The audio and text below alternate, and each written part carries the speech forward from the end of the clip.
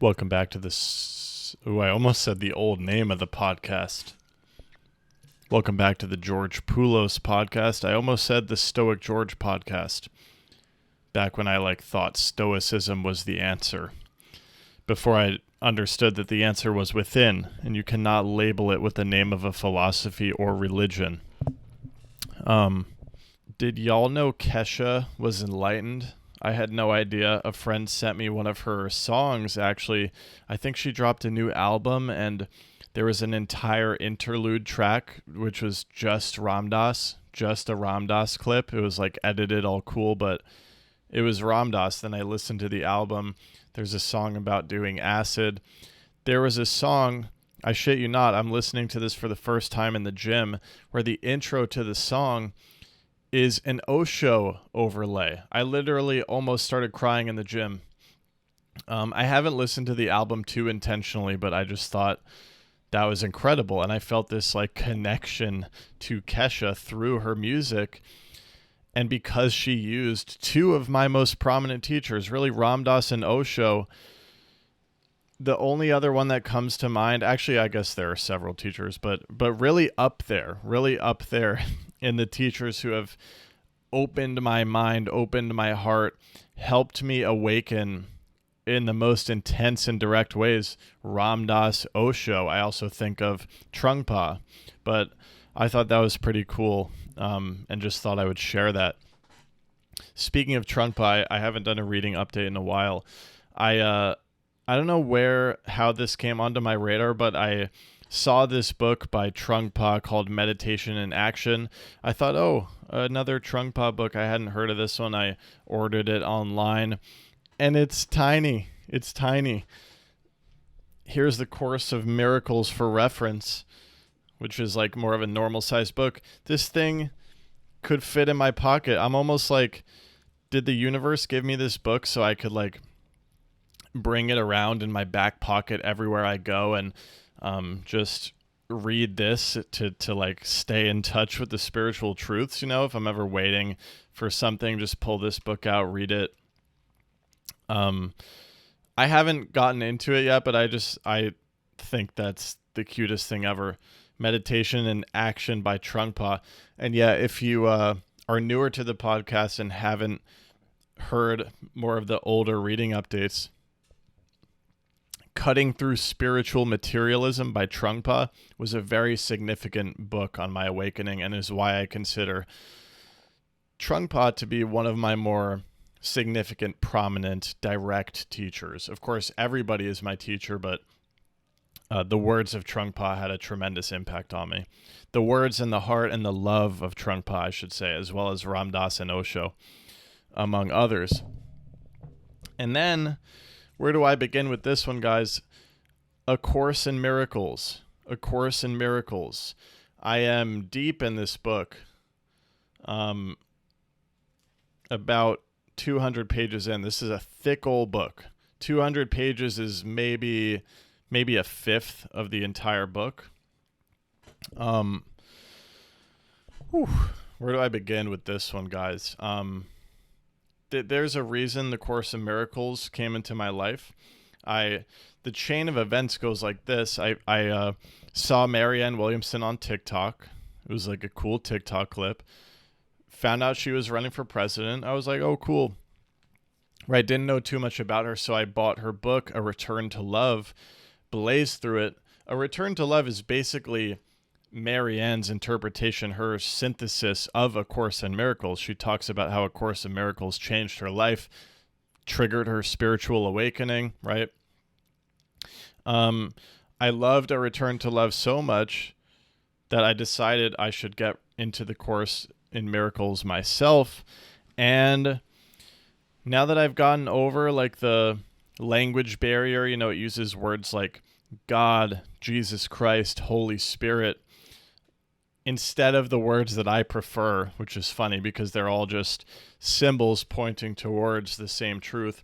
I prefer things like the universe, intuition, right? But you could replace intuition with Christ consciousness. And if you can get over, which I had to get over, this aversion to anything that sounds religious, holy shit, guys, this book is coming right into my soul. It's like the flow of energy is wide open from the book into my heart, and it's changing me actively. It's giving me more confidence on my spiritual journey. It's giving me more confidence on my podcast.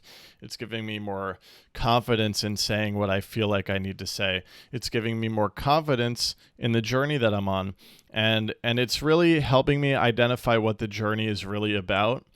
And as I'm reading this, it's becoming clear what the journey is about is letting go of the ego. It's a journey of understanding that the ego is not the way.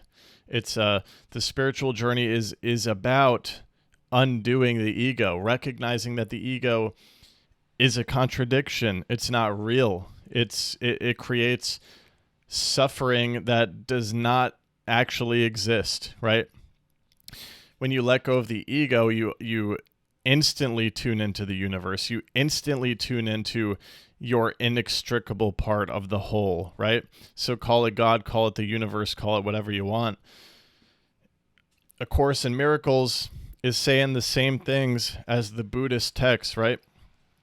It's about this present moment. It's about realizing that you are not separate from the whole. You are not an ego. You cannot define yourself based on things and possessions and accomplishments, right? This A Course in Miracles has been speaking a lot about unconditional love for yourself and for others. And something I'm really liking about it is I just mentioned in a recent episode how I am starting to understand that I am both a student and a teacher on this podcast.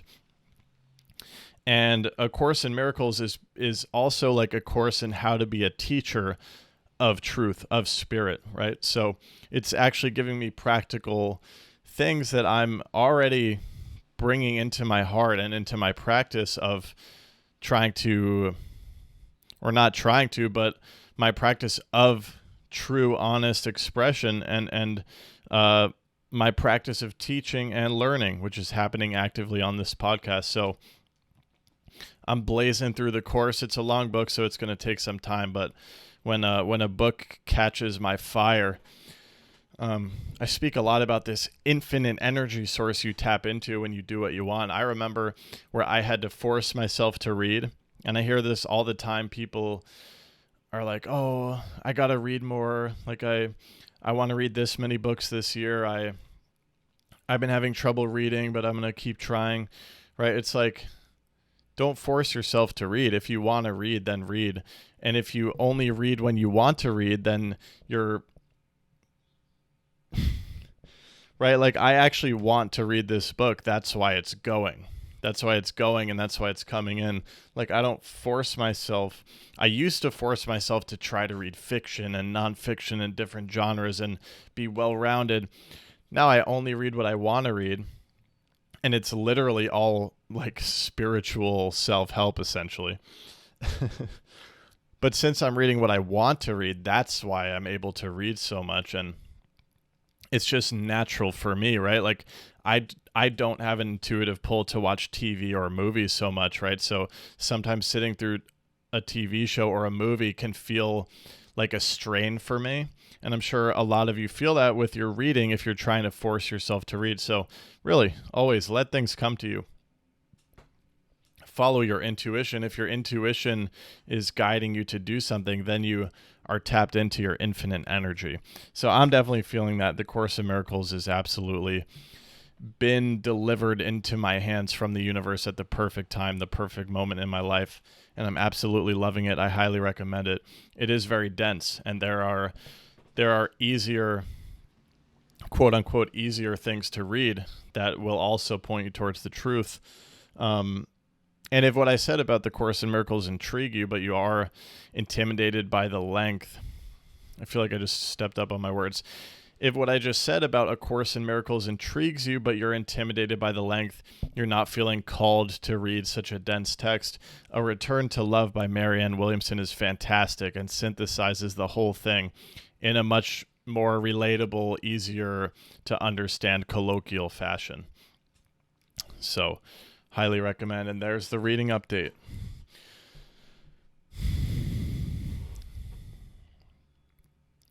Did I have anything else for the intro? Oh yeah, I ran a 100-foot Ethernet cable from my router in the living room into my room, connected it to my computer. It went all. This is a really fun installation. We like weaved it across the wall, across the molding, up to the ceiling, up the stairs, down, over the door, over the closet, back around, all the way to my computer. Really fun. And the sole reason that I did that was because my MacBook has been dropping Wi-Fi for some time now, and it's really caused an issue with Zoom calls. And I was like, you know what? Like I'm feeling this fire to really take these one-on-one calls more seriously, like to actually be a spiritual coach, right? So I needed that lightning fast Ethernet hookup. I got it hooked up, and now I'm like, yo, I am really excited to build this teaching practice, this one-on-one teaching practice. So this is all to say that I am offering one-on-one sessions if you want to talk to me about anything you're going through spiritually, any predicaments you're facing. If you feel the resonance with my podcast, with the things I say, if you feel the pull, and you feel in your intuitive heart that you would benefit from a one-on-one with me, it's a 40-minute session. We can dig into whatever you like. We'll try to get the egos out of the way and really explore the truth of your predicament or whatever you're going through.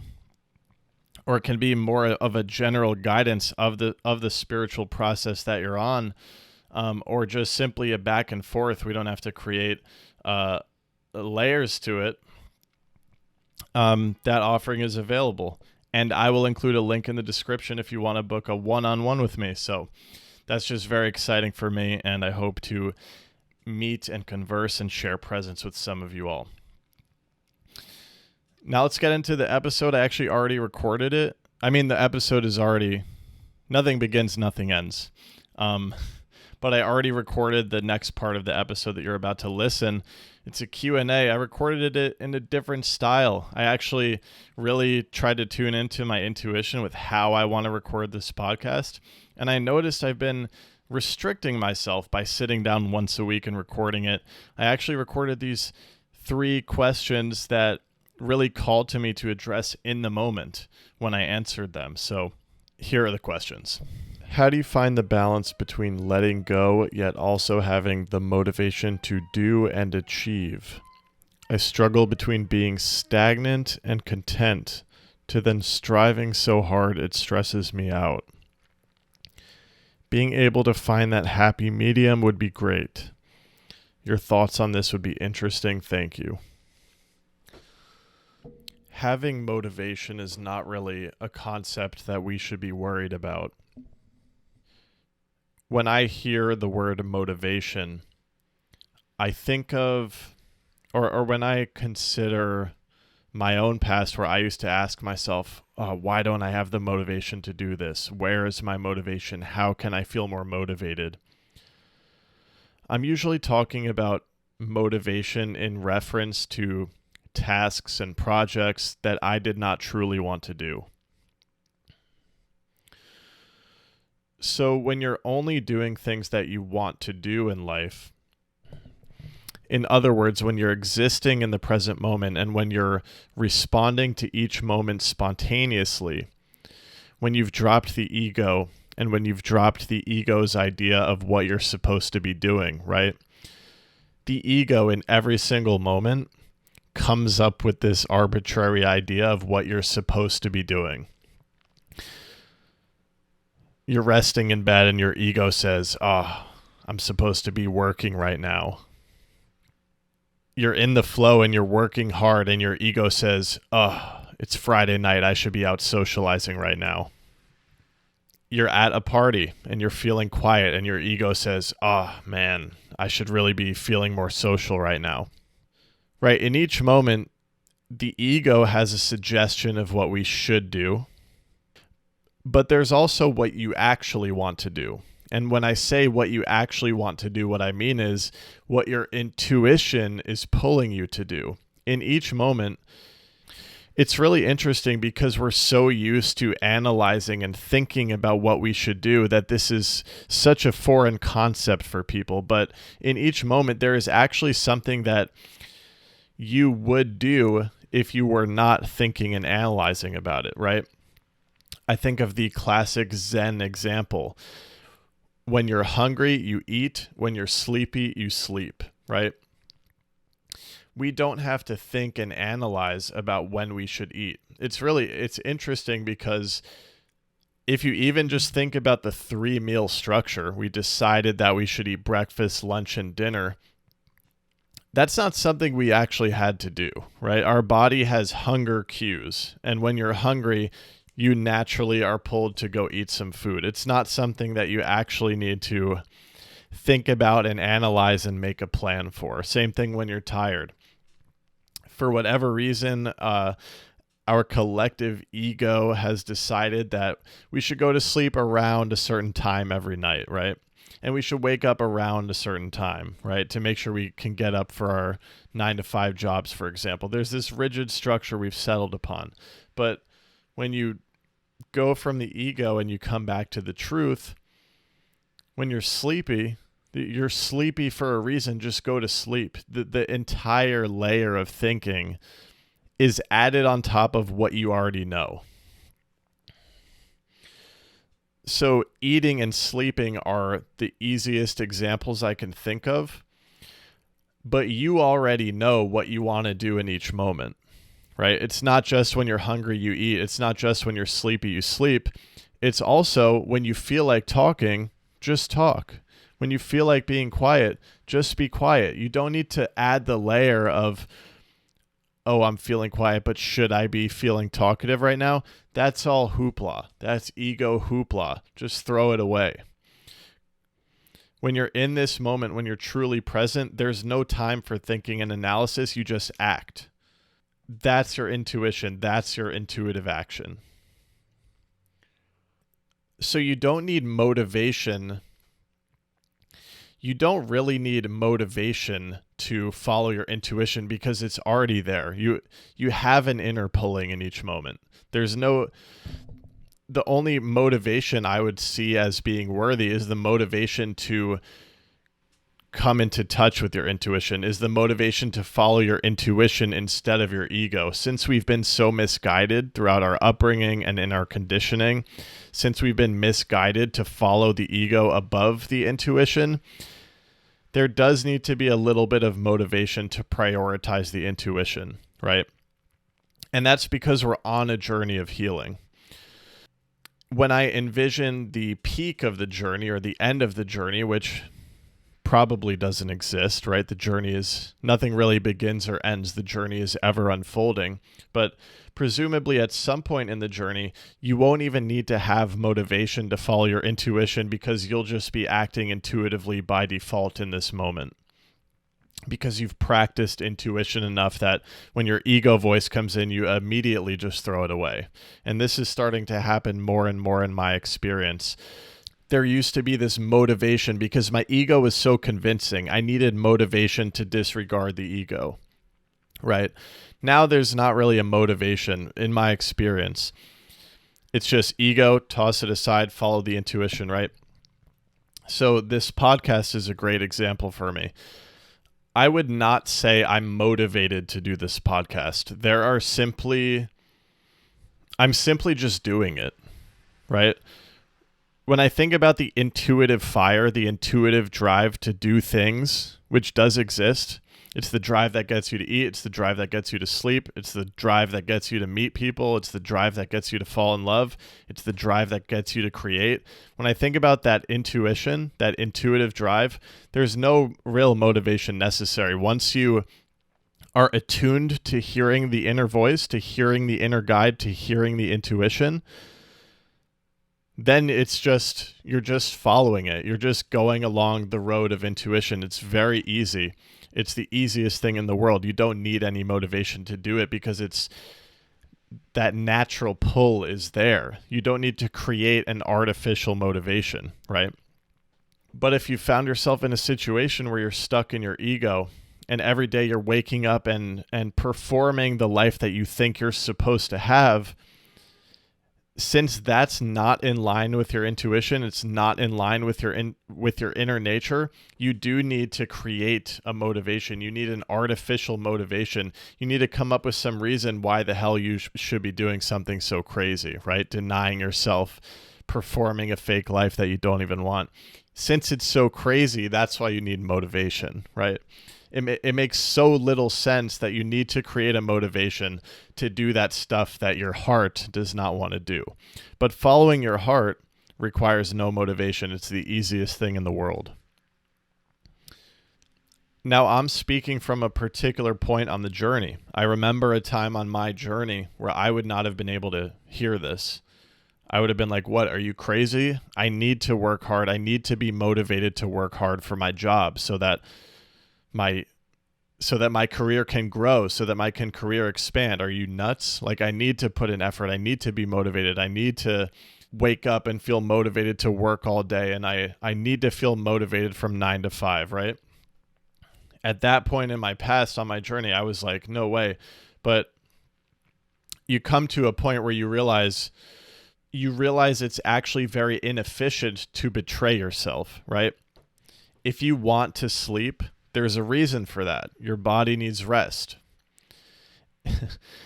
If you want to sleep and you're laying there in bed and you're feeling guilty because you think you're supposed to be productive at this particular moment, then you're betraying your inner calling. You're betraying your instinct. And you're not giving your body and soul the nourishment that it's asking for, right? So in this hypothetical, if you just sleep and let yourself sleep fully, if you feel that intuition, that instinct, I'm sleepy, and you just go for it, just go for the nap. It doesn't matter what time it is, what day it is. You just go for it. You give your body that fuel. You're giving it exactly what it's asking for. The time will come where you have that natural drive to work. I promise you, the time will come. And if you trusted it when you got sleepy and you slept, and then naturally, not artificially, naturally, something arises in you. I want to create. I want to sit at my desk. I want to get to work. I want to be productive. Because you honored the sleep, so too will you honor that energy to work. And then you're working well. Then you're actually working well in the real sense of the term. Right? Work is not about forcing yourself to adhere to a particular schedule. It's about listening to your inner being. When it wants to rest, listen. When it wants to work, listen. That's alignment. And that's why listening to your intuition in the present, it leads to, right? The ego is so foolish. It thinks that if it forces you to work all the time and makes you feel guilty whenever you're not working, it thinks that that's going to lead to the most efficient work and the best output. But you're actually fucking yourself. You're literally fucking yourself. It makes no sense. If you follow your inner callings are going to tell you what to do and when to do it. There's so much alignment happening there. Your energy source is so in tune, it's fueling you so well that work is going to be incredible, right? And you need to get the ego out of the way. You need to get the ego judgment out of the way, the part of the ego that's trying to judge how the work should be, how it should look, when it should happen. Get it out of the way. Follow each intuitive pulling in the present moment. I understand when I hear this question, I feel that you're trying to figure out how to feel the peace, but also adhere to the ego's schedule that it's made up for you. But unfortunately, unfortunately or fortunately, depending on where you are in your journey, I cannot recommend trying to create an artificial motivation. What I can recommend is tune into your inner callings, because you have a lot of energy in there. You've been clouding that energy by feeling like you need to do certain things at certain times. Right? And if you're ever in this life finding yourself striving so hard that it's stressing you out, bold take here. We don't need stress in this life. So in my view, if you find yourself really stressed, working too hard, something has gone wrong. You're following your ego. Your ego is pulling you so out of tune with your intuition, right? We have our intuition here right in our center. The ego, if it pulls you so far out, that is stress. You're striving too hard for your ego's goals. You're way out of tune with what your center. You're way out of tune with what you actually want. So if you feel you're working so hard, you're grinding, you're on the hamster wheel, that you're stressed out about it, something has fallen out of whack, and it's in my view very important to slow down, try to meditate on what's going on, try to figure out what the ego is doing, right? Meditate, observe, go into the stress, bore your attention into the stress, really pay attention to it. How does it feel in the body? What thoughts are racing by? And when you can identify the thoughts that really want to take you for a ride, go into them. Take a good hard look at them. See if you can identify the root fear. Maybe the root fear, or maybe getting towards the root fear, you figure out that you feel like you have to work really hard because if you don't, you're going to run out of money, right? You got to go deeper. What's the fear about running out of money? What's the fear? Where does the scarcity mindset come from, right? Who taught us the scarcity mindset? This is how we dig through our darkness, and this is how we shine the light onto it. Once you can find the root, once you can shine the light onto it, it will start to dissipate. If you really dig down into a fear like, oh, what if I feel like I need to work this hard because what if I run out of money? If you really keep digging into that one, I'll bet you might uncover that you're afraid you're going to run out of money. You're not going to be able to afford healthcare and food. Keep going, keep going. I'm afraid to die. I'm really afraid to die. I fear my own mortality, right? Okay, now we're on to something, right? Now we're on to something. How do you get over the fear of death? That's a bigger question. I've talked about this in one of the episodes. One thing that helps is if you really meditate on the body, really focus on the body, really hone in on the fact that you are aware of your body, therefore you cannot be your body, right? So when you die, you will be aware of death happening, therefore it cannot be you that is dying. This is the kind of meditation and introspection that has helped me overcome the fear of death. And when you don't fear death, what does it really matter if you run out of money, right? So these fears start to unravel, and you start to realize there's really nothing at all to be afraid of. That's how you really become free. That's how you really have the courage to just throw the ego aside, throw all those calculations of who you think you should be, just throw them all away. That's how you really have the courage to follow your heart at all costs, right? So if this grind mentality, this hustling, this working too hard is ever stressing you out, that's the road I would take. I've said it before, whenever you get triggered, this is an example of getting triggered. If your work is triggering you because you feel like you need to work so hard, you're working yourself into a ditch, you're getting really stressed out, that is being triggered, right? You're not at peace.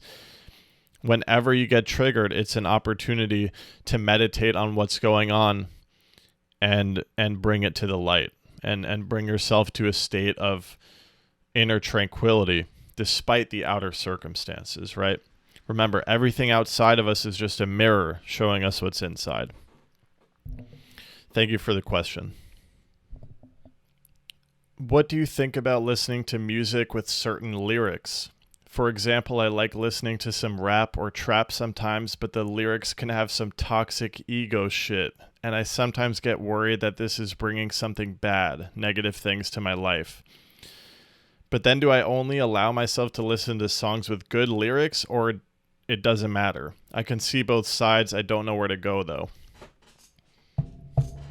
So I'm going to dig into this one, but first of all, with any predicament you're having, remember to trust your intuition. So your intuition is always going to be better than what I can tell you. So if your intuition is telling you to stop listening to songs with toxic lyrics, then stop listening to them. If your intuition is telling you it's no big deal, then it's no big deal, right? So your intuition is going to be your one and true consultant, right? And again, I know that's easier said than done, because it takes a lot of work to get the ego out of the way and to be able to hear the intuition. Now, let me actually get into what I think about the question. I think it depends on where you are on your journey. I think if you're very far along on your spiritual journey, it's not really going to matter what words you listen to, because you're going to be, if you're far along on your spiritual journey, you're going to be impervious to any negativity on the outside of you, right? When you really come to a place where you understand that the inner light is everything and nothing on the outside can possibly dim that inner light, crazy and toxic lyrics are not going to affect you whatsoever, right? And you can just enjoy the song for what it is. But if you're in a place where your journey is budding, you're just beginning on your healing journey, and you actually have a tendency to absorb negativity, absorb negative ideas, right? And if this negativity brings your vibration down, if you feel it bring your vibration down, if among doubters of spiritual truth, you start to really doubt yourself as well, right? If there's any indication that you are in a place where you need to be in more of a hermit space, in more of a space where you're not being so affected by outside energy, right? Like if you're still being pushed and pulled by outside energy, and if negativity really brings you down, right? Like if you're not really able to stay centered, and if your intuition is telling you, I wonder if these lyrics are not good for me, then I would recommend, like, try to be careful about the conversation that you're letting in.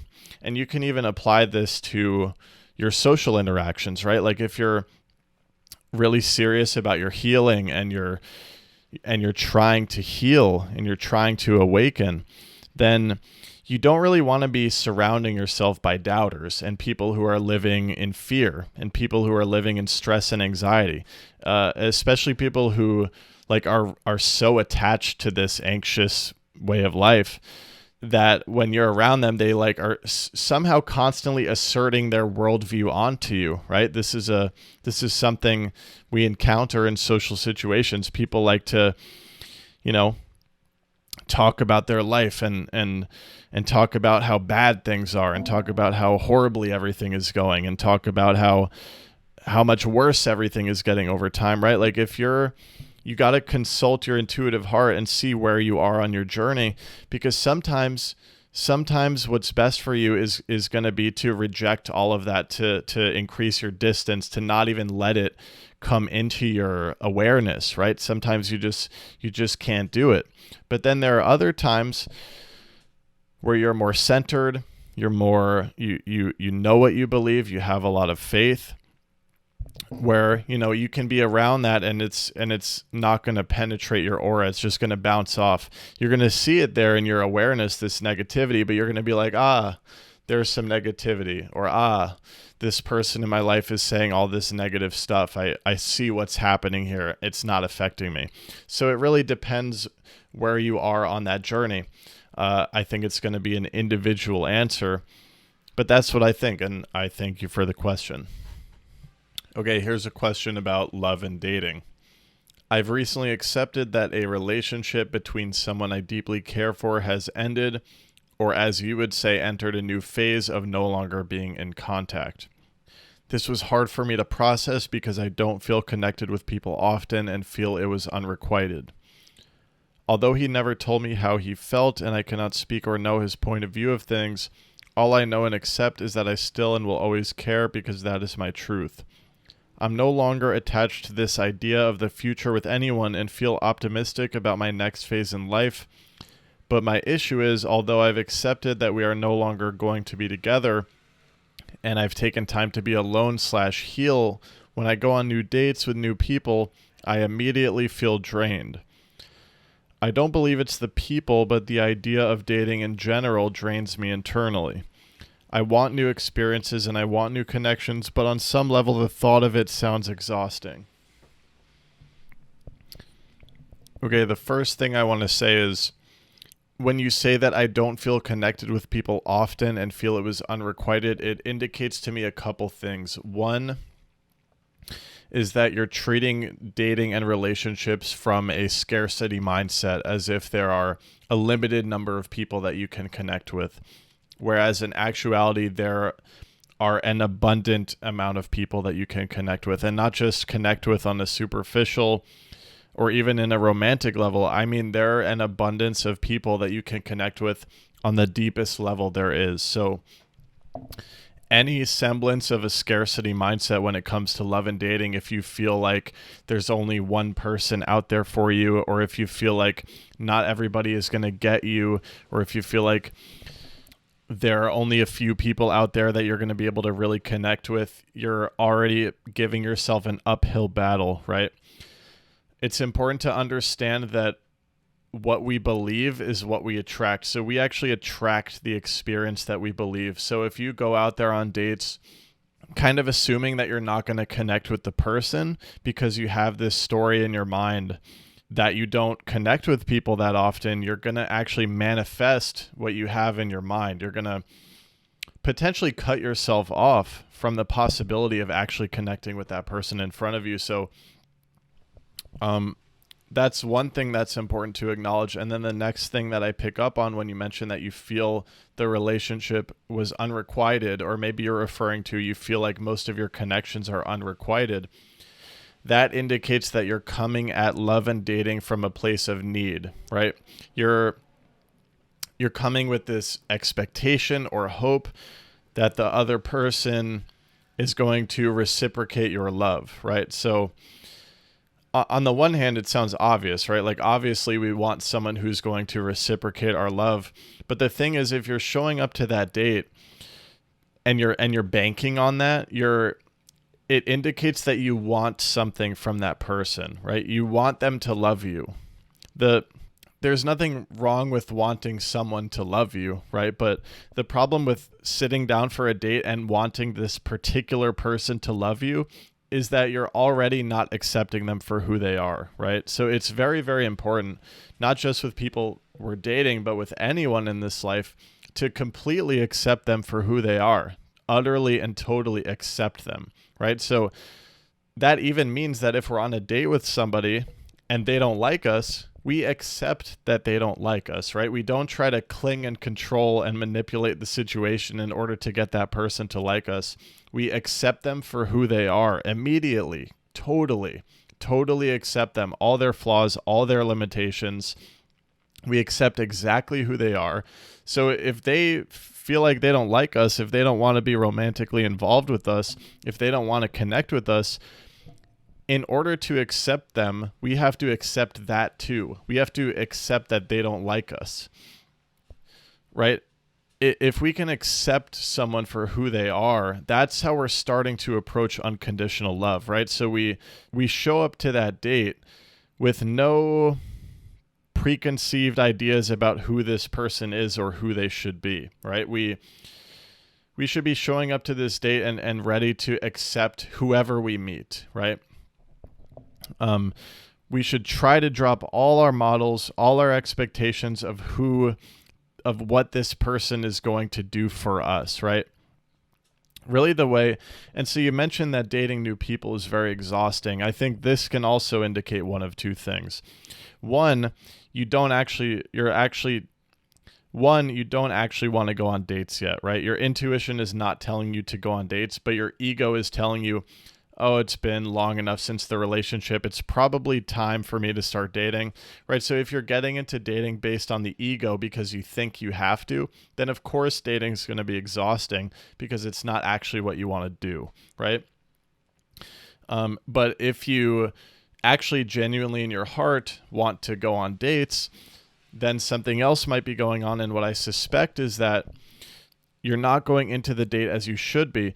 The way that we should be showing up for a date is, like I said before, be prepared to accept that person totally for who they are. And that does not necessarily mean stay on the date, keep dating them, right? If you're in the middle of the date and you realize it's not for you, you're not vibing, it's not a good fit, you can actually say so in the middle of the date. Like, you can be honest at all times. Speak your truth. If the date is over for you in your heart, say so. Say, hey, I'm not feeling it. I'm going to go. There's nothing wrong with that. There's absolutely nothing wrong with that. There's never anything wrong with being honest. And a reframe that we need to do is that's not a rejection, right? If you see this person and you know intuitively that it's not a good fit, by ending the date, by leaving the relationship, by no longer dating that person, that's in effect accepting who they are. And it's also you accepting yourself. You're accepting that this is not a match, right? Instead of trying to control and manipulate and cling and force the thing to work, you're actually accepting what is, you're telling the truth, and you're ending the relationship. That is a form of acceptance. That is acceptance, right?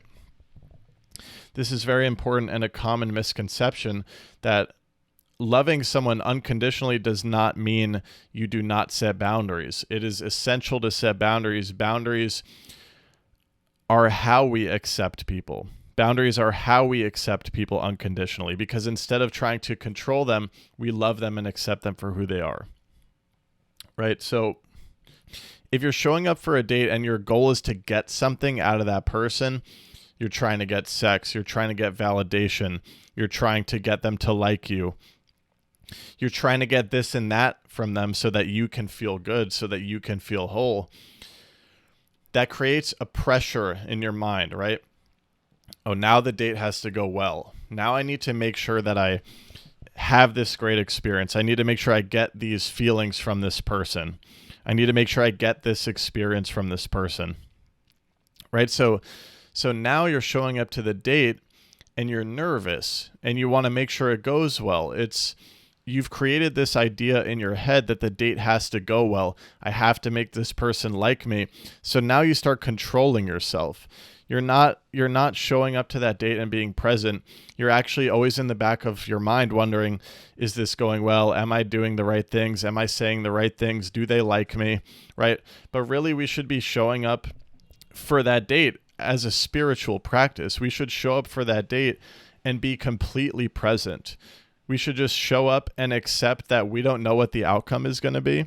And we should stop trying to control the outcome. The date does not have to go well, right? When you accept that you don't know this person, but you're going to accept them for who they are, when you accept that you don't know how well this date is going to go, then you can just show up and be at peace and be present and just see what happens. And you can also do your spiritual practice through dating. You can actually practice being intuitive, being yourself 100%, taking your mask off, showing that person, telling that person who you really are, right?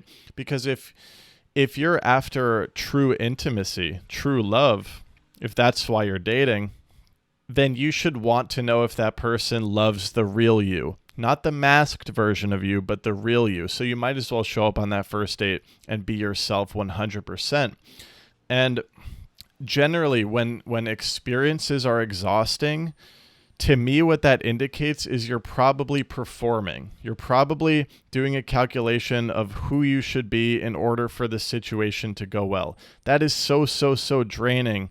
Again, because you have a center, you have an intuition. This is who you want to be in each moment. But when you're calculating who you should be in each moment, you're pulling yourself out of center. That's what's causing the exhaustion, right? So show up to the date having surrendered the outcome, having surrendered all models of what you want this person to do for you, and just show up and be there for the experience and practice being yourself. And it's going to be beautiful. If you want to be on that date and you do that, if you turn it into a spiritual practice, it's not going to be exhausting. It's going to be recharging. It's going to be an experience where you learn about yourself, right? No matter how bad, quote unquote, bad that date goes, right? Good and bad is only something that can be defined by the ego. No matter how badly that date goes, you're going to learn something about yourself, right? Because everyone is just a mirror of us. And in love and dating, a lot of the times clinging and attachment comes up and we get triggered. And these are all opportunities for us to grow, for us to work on ourselves. So in my view, if you practice dating this way, every date is a beneficial experience. And these can be really recharging, refueling, spiritual, self-affirmative experiences. And again, if your intuitive heart is not telling you to date right now, there is absolutely nothing wrong with that. If your heart wants to be single, wants to be alone, wants to be in hermit mode, there is absolutely nothing wrong with that. Always, always, always consult your intuitive heart and really honestly do what you want to do. There's nothing wrong with being single. There's nothing wrong with wanting to go on a ton of dates. There's nothing wrong with wanting a relationship. Do what you want to do, but try to get the layers of the ego out of the way, get the calculations of what you're supposed to be doing out of the way. Then whatever you do is not going to exhaust you. It's going to recharge you. Thank you for the question. All right. Thank you all for listening. As always, I greatly appreciate the thoughtful questions. This is a collective inquiry of truth. And as you can hear, your questions are guiding this journey. So I really do appreciate it. Keep your questions coming. There's no ego here. Don't be afraid to say anything. Allow your mind to come out onto the comment section, right? Just like you would write your morning pages where you just allow your thoughts, your questions, your ideas to come right onto the page. Leave your thoughts, leave your predicaments. There's no need to worry. This is a non-judgmental community. We're after the truth together. We're after love together. So I look forward to addressing more of your questions. Thank you again. And as a reminder, my one-on-one spiritual coaching sessions are available. The link is in the description if you want to book with me. And other ways to support this podcast are in there as well. Namaste. I'll catch you next time.